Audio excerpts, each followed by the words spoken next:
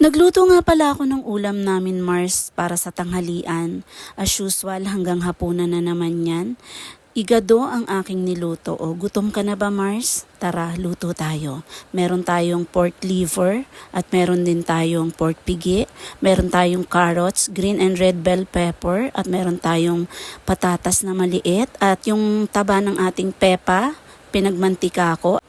At sa sarili niyang mantika, igigisa natin lahat. Parang ako, pera na naging bato pa.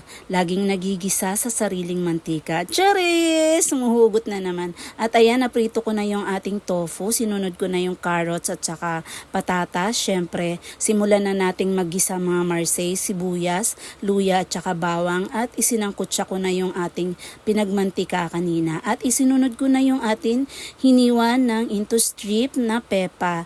At konting halo-halo lang, lagyan natin ng paminta. Mas marami, mas masarap. O kaway-kaway sa mga nanay dyan na mahilig sa paminta. At ayan na nga, haluin natin at takpan at buksan ulit.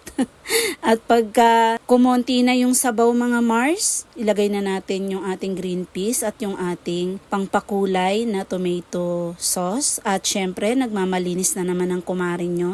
Hinugasan na naman ang pouch. At ngayon naman, naglagay ako ng hiyas na isang baso na may kasamang environmental fee. At naglagay ako ng Knorr cubes. Haluin natin ng kagaya ng paghalo ni Insan na galing pa sa India. Naglagay ako ng isang kutsarang asukal. Kung ayaw nyo mga Mars, sige kuhanin nyo na lang isa-isa. 1,000 peraso lang naman yun. Charis! At nilagay ko na yung ating hinango sa kahirapan kanina na carrots at saka patatas at yung ating tofu. At konting halo-halo lang uli. Pag nahilo na yan mga Mars, hintayin lang natin na kumonti yung sabaw at ilagay na natin ang liver ni Pepa.